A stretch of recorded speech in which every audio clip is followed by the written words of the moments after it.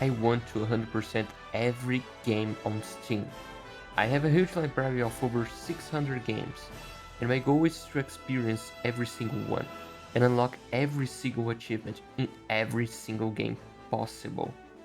So far, I have fully completed over 80 games, 88 to be exact, and today I want to share some stories from my journey so far, as an introduction to my legendary quest to 100% every game on the platform. First, let's talk about Hollow Knight. This one took me some time. The world's beautiful, gameplay is sharp, and I really love Metroidvanias. But man, the panel of hollowness almost broke me. I spent literally 2 weeks trying to beat the Pantheon 5, which includes all the bosses in the game. I've done this achievement in a Still Souls save file, already got me another achievement by itself. In this mode, if you die once, you lose the save file. But this challenge does not apply in the Pantheon's realm. So I finished my 100% run on that same file while doing a speedrun. And then, when that was done, I could do the Pantheons without worrying about losing my save. I mainly chose to do this on a Still Soul just because my other main file had Zolt in it, so he would appear in the boss rush. So yeah, in the end, it was just to make it easier. But finishing that was one of the most satisfying gaming experiences I ever had. I hope I don't need to do this again in the future though. Here are the achievements that are the most difficult for Hollow Knight. Then there's Cyberpunk 2077. I played it after most of the bugs were fixed, and I was kinda put off at first for the criticism when it came out, but I bought it on a Steam sale and finally gave it a shot. And honestly, it's one of my favorite games of all time. Wake the fuck up, samurai. We have a city to burn.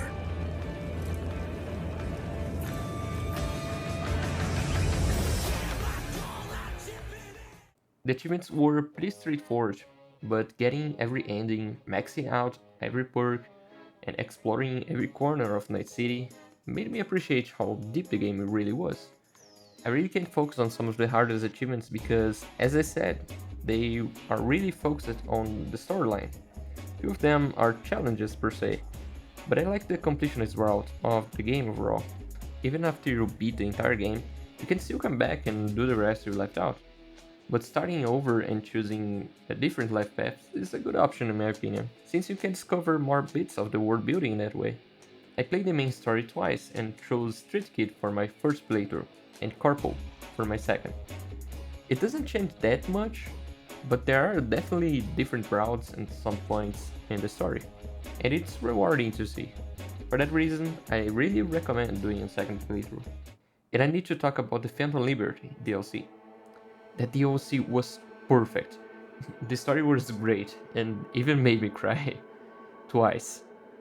I had to play it around 3 times or so because of the different endings and for some of the achievements I missed out on my first playthrough. The soundtrack is out of this world, and the gunplay just got better as the updates and the DLC came out. It was really awesome. Sadly, I don't have the game installed anymore, and I wish I could show in more detail most of the characters that the DLC introduced. But I am not going to install 90 gigs just to record some footage. They were big design and performance, and every single one is a memorable part of this game. I really love Cyberpunk. Here are the hardest achievements for the main game. I cannot make a video like this without mentioning Resident Evil. Resident Evil. Mainly the remakes. They were a different kind of challenge. Speedrunning for S+ ranks, managing ammo, memorizing enemy placements. It felt like a puzzle game. No shit.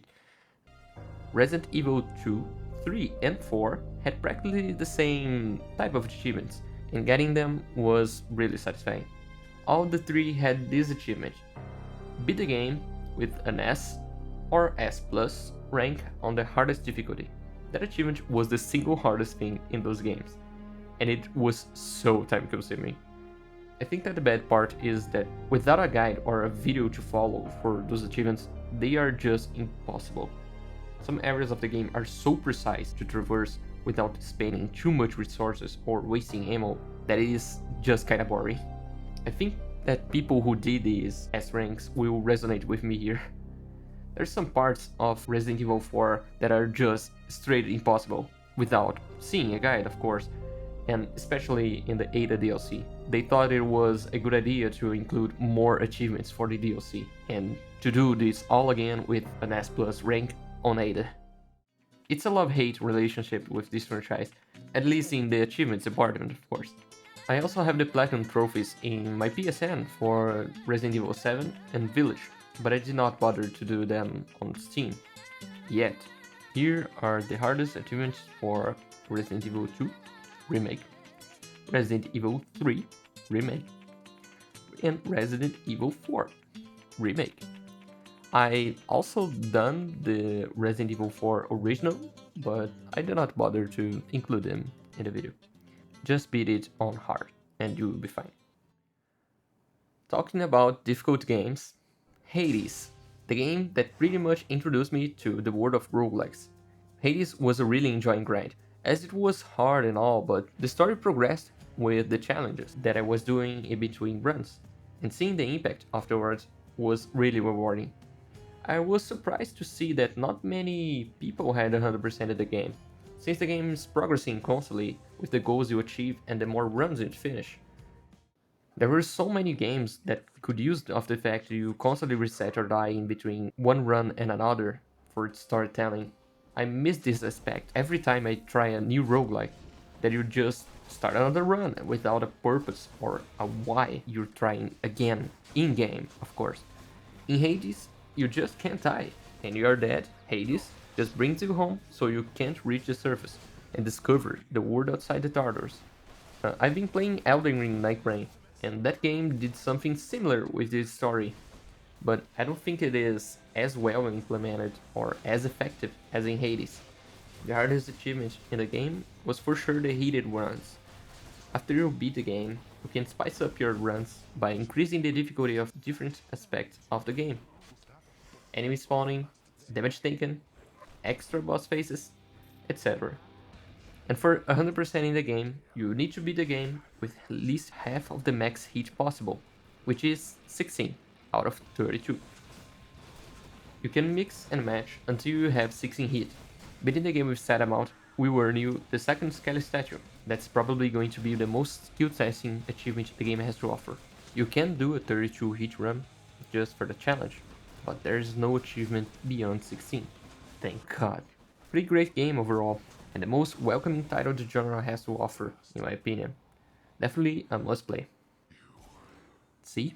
I still got it.